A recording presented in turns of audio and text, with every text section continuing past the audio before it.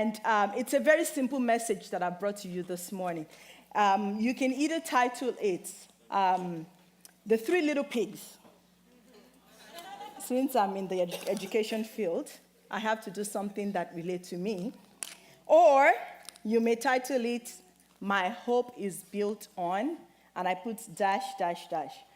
Whatever your hope is built on this morning, is it built on the solid rock? Is it built on a shaky rock? Is it built on money? Is it built on fame? Whatever it is, you know what it is. But my prayer is that even at the end of this service, you will know what your hope is built on. Amen.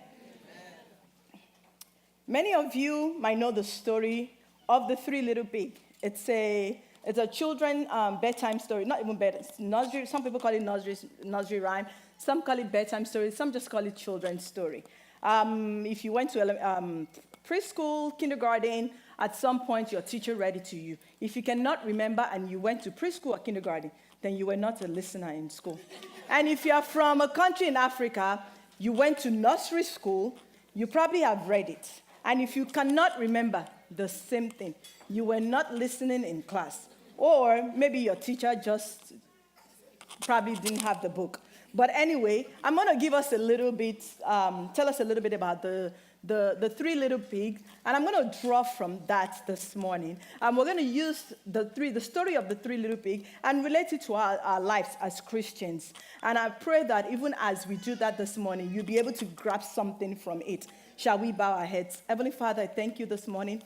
Thank you, Lord, for bringing us into your presence. The Bible says in your presence there's fullness of joy. At your right hand, there are pleasures forevermore. The Bible also says where two or three are gathered in your name, that there you are in their midst. Lord God Almighty, we know that you are here this morning. You've been here since the beginning. From first service, we know you are still here. And Father, Lord God Almighty, even as I speak this morning, Father, I pray that you will use me, O God Almighty, as an oracle. Father, Lord, you will speak through me, that your children will not see Gloria, Pitan, but they will see Jesus Christ. Father, Lord, I thank you and I bless you. For in Jesus' name I pray. Amen. So once upon a time, there were three little pigs whose mother said to them, it is time for you to go out into the big world, to build your home, and to seek your fortune. One pig made his house out of a straw. One pig his house out of sticks. One pig made his house out of bricks.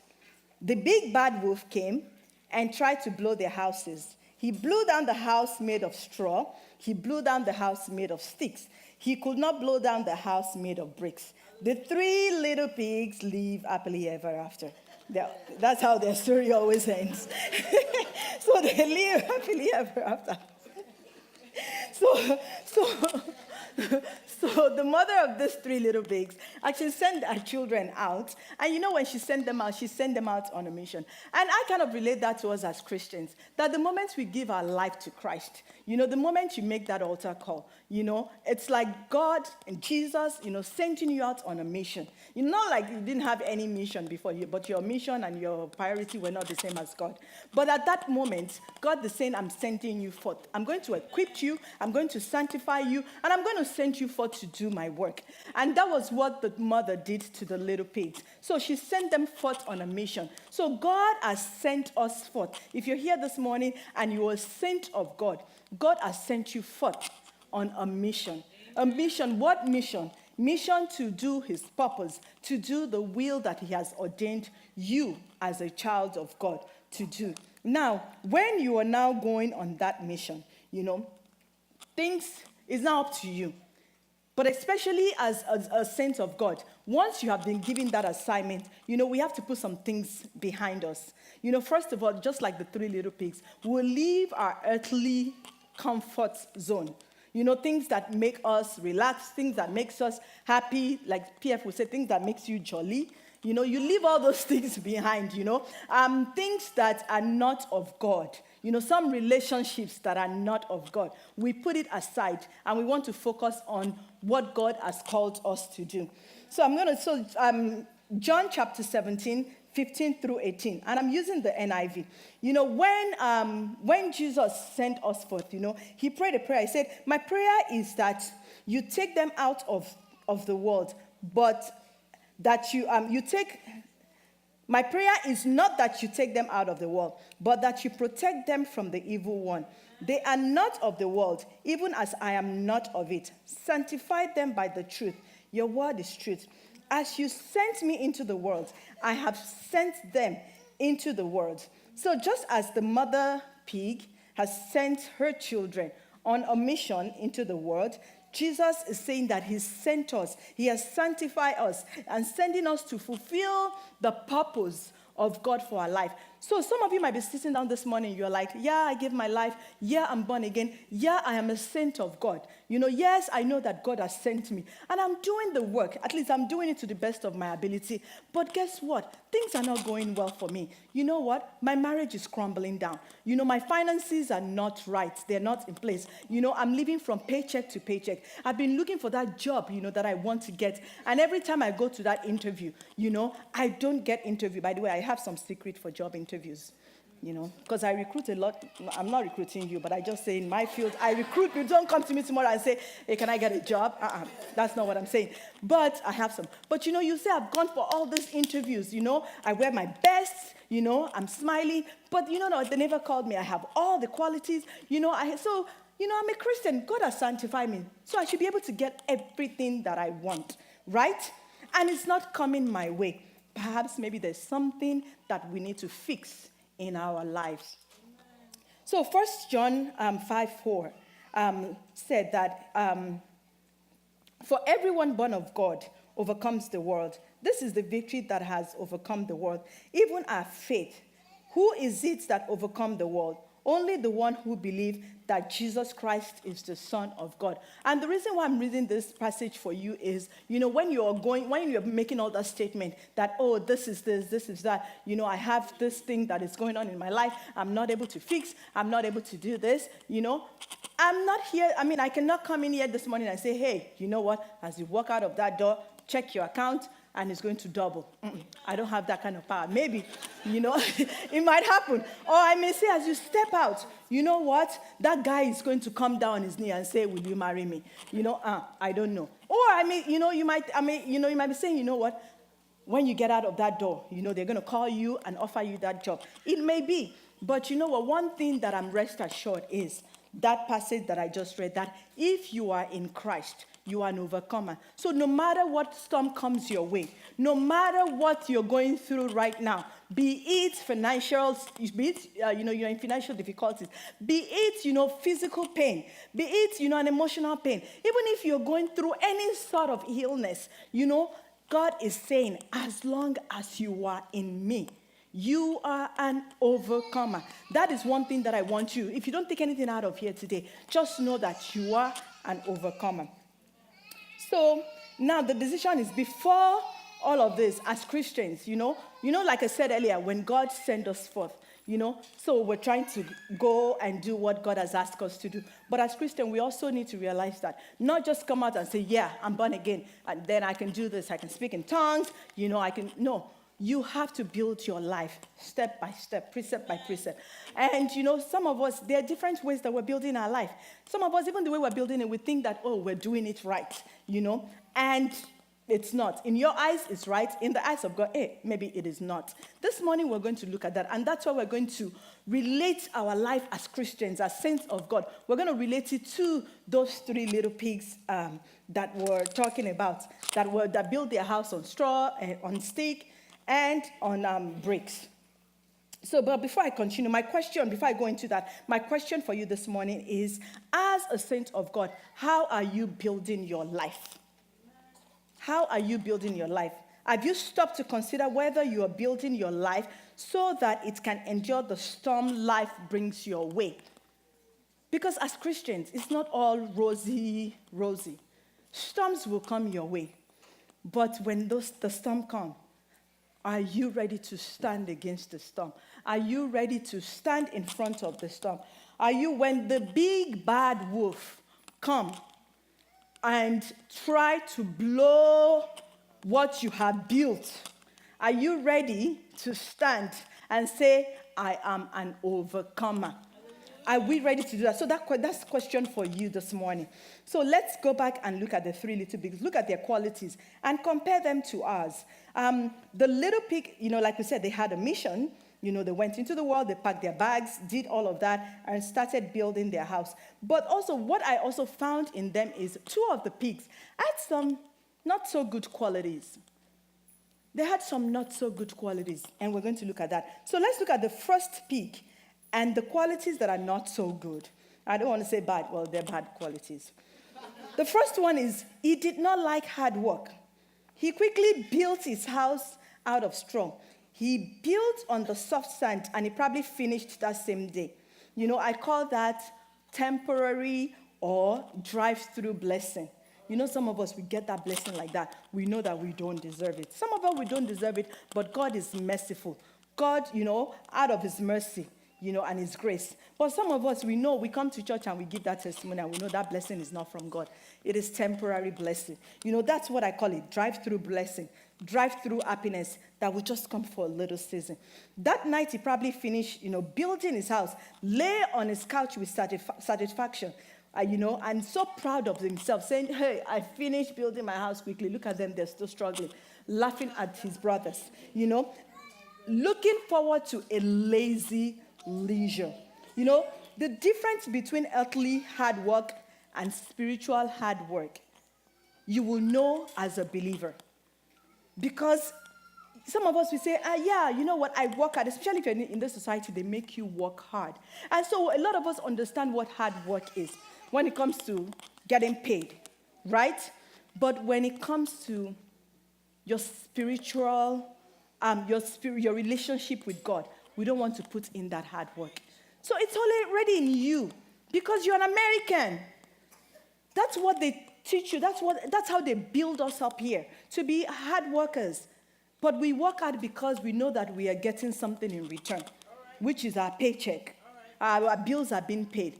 But, when it comes to working hard, doing the things of God, then we start making excuses. So he's probably, that little pig, that first pig, he's probably, yes, he's done, he's laying down, he's so confident about himself. And you know what, he was probably living in what we call spiritual poverty. Some of us, like that pig, were living in spiritual poverty. He might look flashy, he might look all good from the outside, but on the inside, we are living in spiritual poverty. And all he does is talk and boast about the things that he's doing, his temporary things, and not focusing on the things that will remain forever.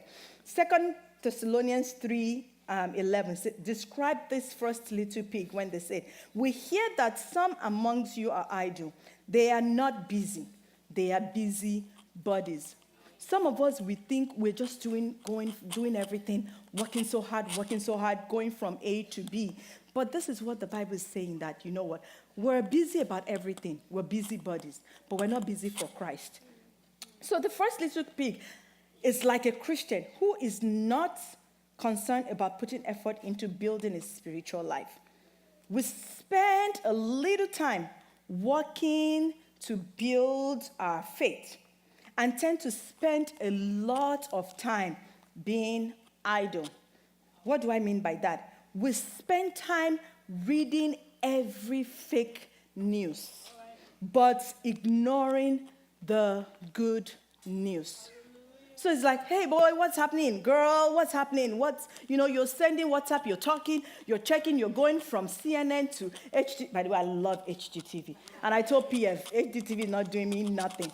I will watch it, but I will not go and say, hey, Mr. Pitan, let's change this. No, I'm just watching it for my own pleasure. So I told PF, when he's talking about HGTV, the devil cannot do anything with me when it comes to HGTV.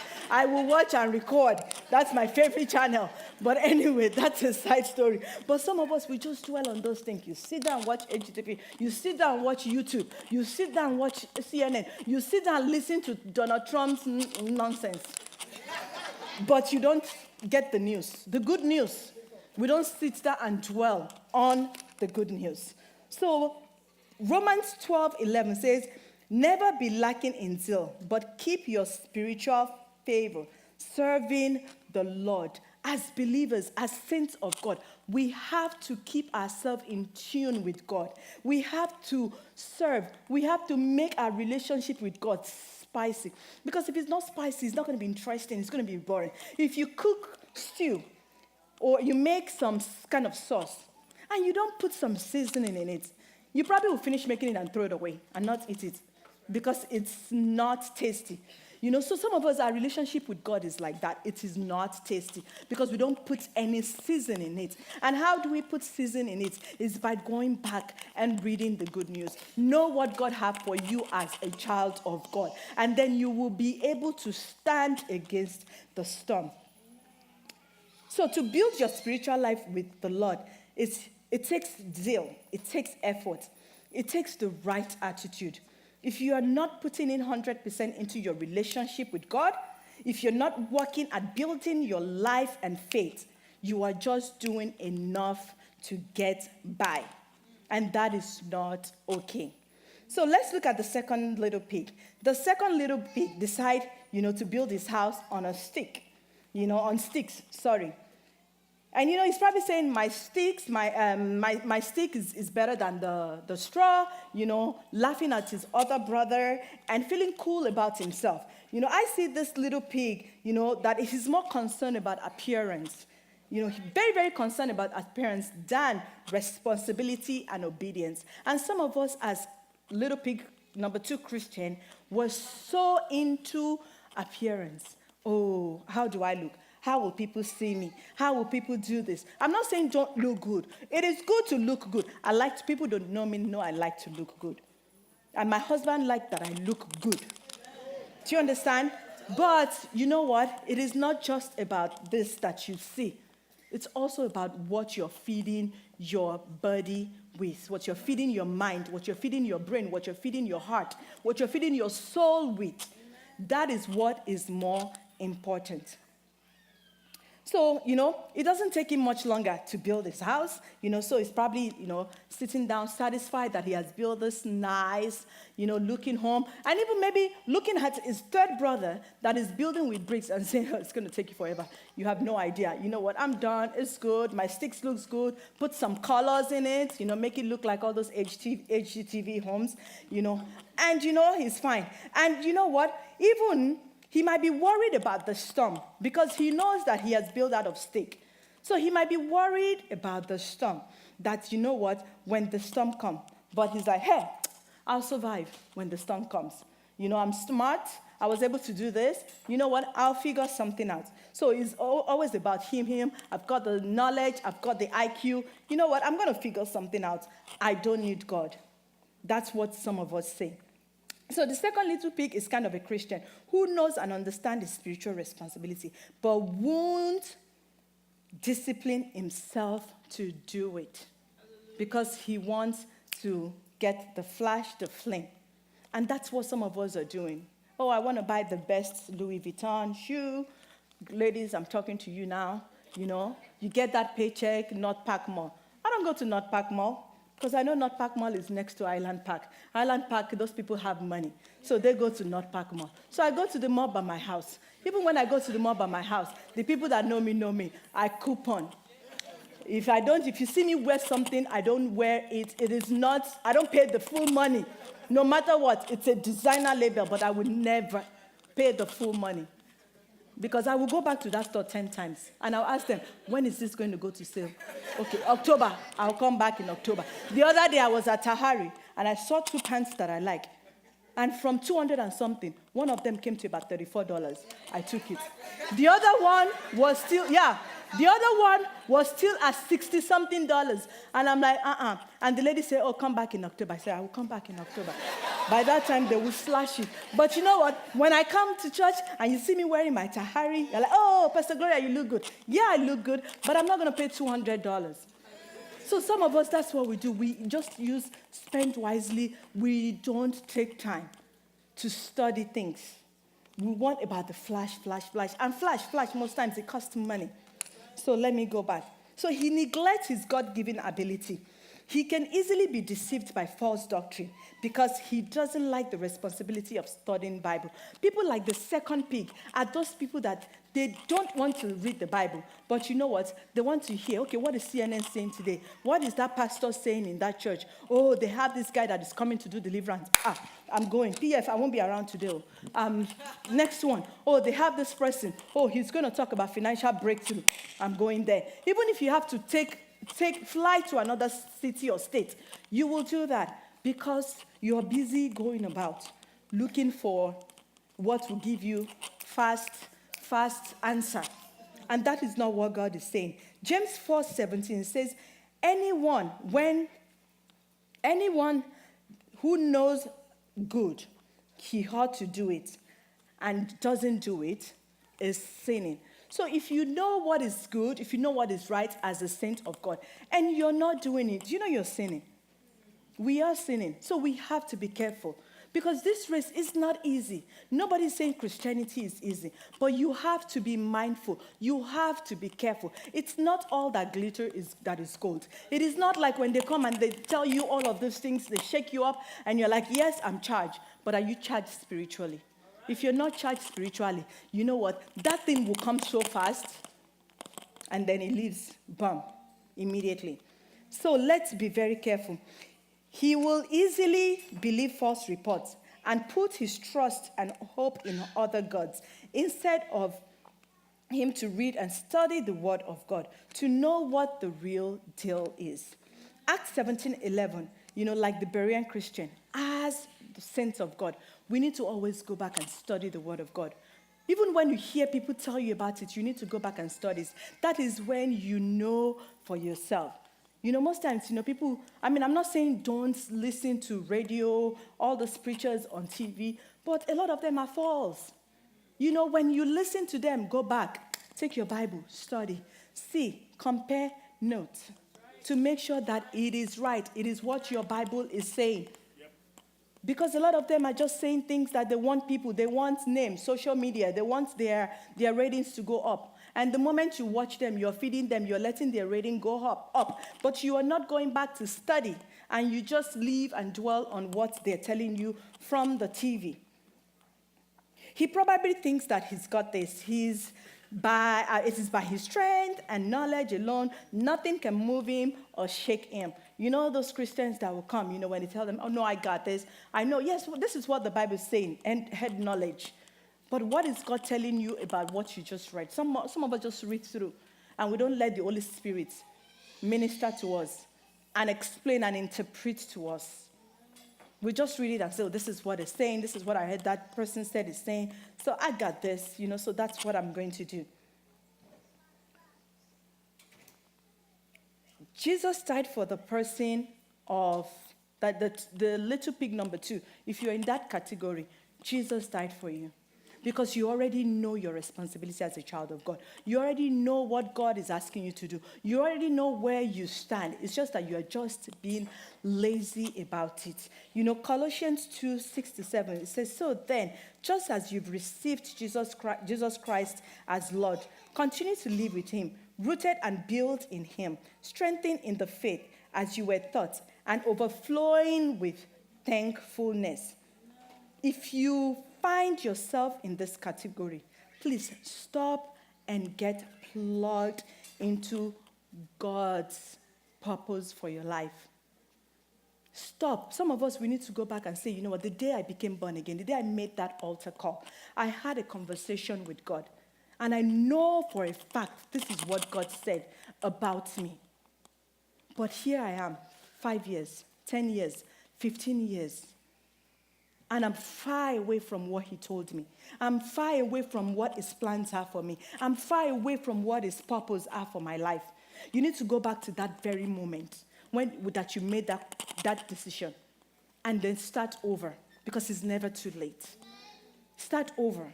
And start building that relationship with God. Start building that faith with God. Start building yourself up as a child of God, and now see the difference. Because there's something that God had told you. There's a covenant that you had with God the moment you gave your life. And maybe God, that day, he's saying, you're going to achieve it in 2 years. And here is year number 12. And you're not even halfway through. and every day you're beating yourself. God says that I'm going to be the head and not the tail. God said I will find favor. God said this, and you start going back to those promises. You're reading it, just reading it. But are you doing your path as a child of God? So I don't want us to go back, when we go back to home today, to rethink it and say, you know, what am I doing wrong? Where have I missed it? That's right. And then start over. So the third little pig, we're going to look at him. The little pig, number 3, was a little sober and wiser. And the reason why he is wiser is because he decided to build his house out of cement blocks on a solid foundation. He purposed in his heart to build his house as strong as possible. It took him time, because building with blocks, bricks, will take time. So it probably took him time. It probably took him months than the other brothers did. And the work may have been very difficult for him. But the third little pig was looking forward to the peace and comfort of a strong, sound home. Christians who are like the little pigs are sober and diligent. They are alert and in control. They don't mind their hard work. They are putting into their relationship with Jesus because they realize that their hard work will lead to a future of peace and comfort. You know, 1 Peter 1:13 says, therefore prepare your minds for action. Be self-control. Set your hope fully on the grace to be given you when Jesus Christ is revealed. You know, to prepare our mind, to prepare ourselves, to prepare our body, you know, for the grace that is given to us. We need to start strong. We need to start firm. We might do it slowly, but we need to make sure that we are doing it right. Amen? Amen. So to prepare your mind, you know, to prepare your mind and set your hope fully on the grace to be given to you when Jesus Christ is revealed, you must take a wild decision, just like the third little pig. And what will be the wise decision that you have to take? First, a concrete decision, just like the concrete block. You know, a Christian, we need to build our lives with God's building block. Because concrete block here stands as God's building block. So you have to start on a good foundation, on a strong, like I said, it's never too late. You have to start on that strong foundation. You know, and then you now go to the next one. What else did he use? He used mortar. For when I look at mortar here represents the Holy Spirit, because the Holy Spirit is like a mortar in our spiritual life. His ministry is to teach us and bind us, you know, in God's word. So the Holy Spirit is the one that helps us, that teaches. Every one of us need the Holy Spirit in our lives. And that is what you need to. You need the mortar. You need the concrete block. And you need to put them together. So when you have the block, you have the mortar. Put them together. So everything that you do, you need Holy Spirit in your life to guide you every step of the way. If you don't have the Holy Spirit in you, you need to go back to your foundation. You need to go to PF and ask him to pray for you, because you need the Holy Spirit in your life. If you know that you have gone like south, wherever south is here. If you know you have gone south, please, you need to come back and say, you know what? I need help. Go on your knees, pray. If you need the elders of the church to pray with you, let them pray with you. You need somebody to encourage you. Look for an encourager in the church to help you through this process. John 14:26 says, but the Counselor, the Holy Spirit, whom the Father will send in my name, will teach you all things and will remind you of everything I have said to you. So I know that the Holy Spirit is here today. God is here today. So whatever we have talked about today, the Holy Spirit will constantly remind you. And my prayer is that it might be a selfish prayer. May you not have rest until you start again. You will not have that peace until you go back on your knees and say, Father, help me. I want to start afresh. I want to go back to the basics, and because I want to build a solid foundation.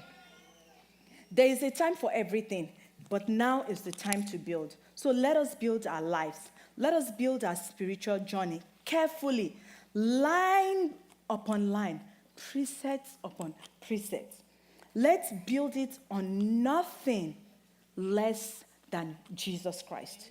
1 Corinthians 3:10-15 says, by the grace of God has given me, I laid a foundation as an expert builder, and someone else is building on it. But each one should be careful how he builds. For no one can lay any foundation other than the one already laid, which is Jesus Christ. If any man builds on this foundation using gold, silver, flashy stuff, costly stone, wood, hay, or straw, his work will be shown for what it is, because the day will bring it to light. It will be revealed with fire, and the fire will test the quality of each man's work. If what he has built survive, he will receive his reward. If it is burnt up, he will suffer loss. He himself will be saved, but only as one escaping from the flame. You will live happily ever after, but only as one escaping from the flame. So how are you doing in building and reinforcing your spiritual house? That question is for you this morning. When the storm of life comes, are you ready to stand against it?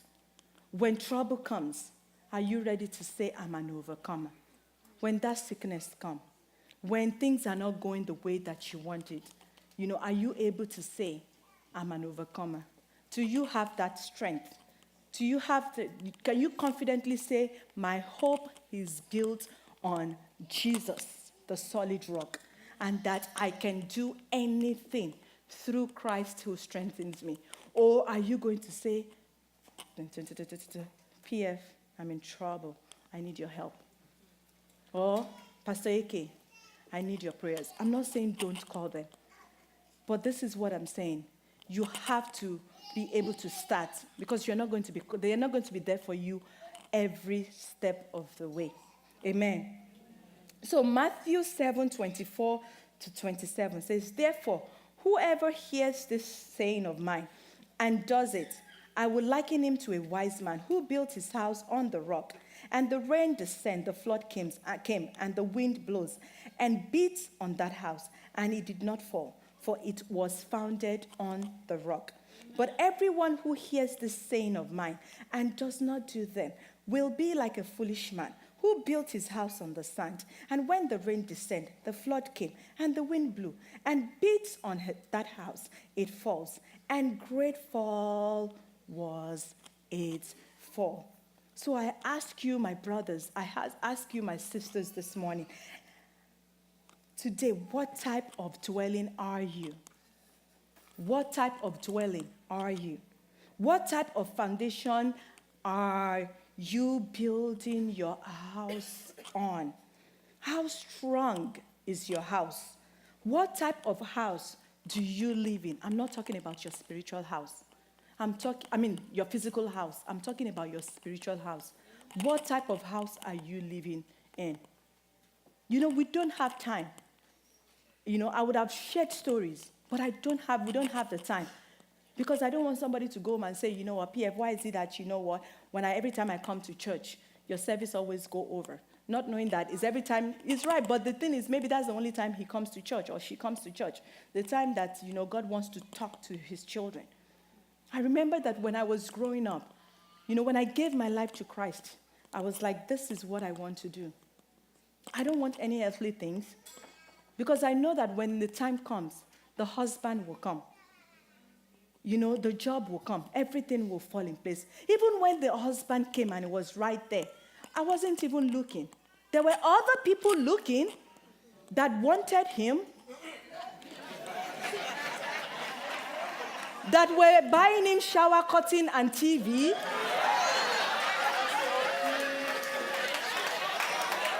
But I was just busy serving my God.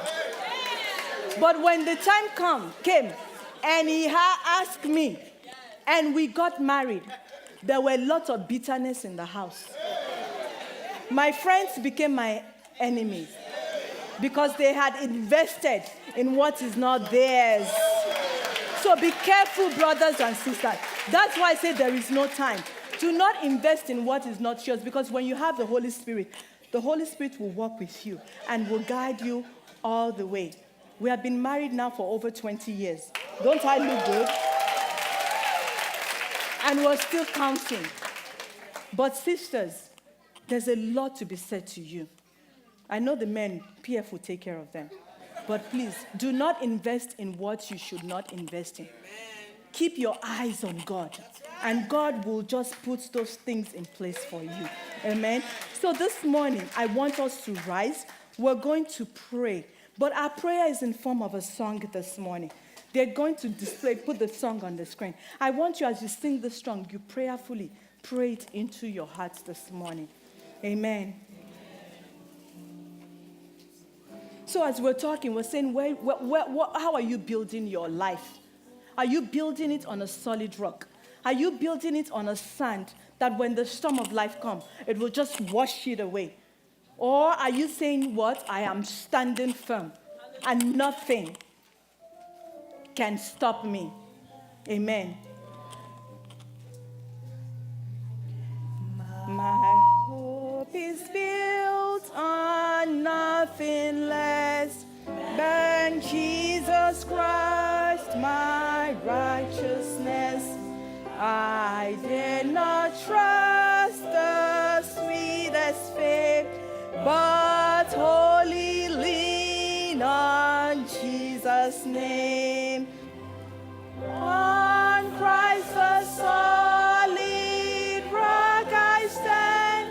All other ground is sinking sand. All other ground is sinking sand. When darkness veils in darkness face, I rest on thee, unchanging grace. In every high and stormy glade, my anchor holds within the veil. On Christ the solid rock I stand. All other ground is sinking sand. All other ground is sinking sand.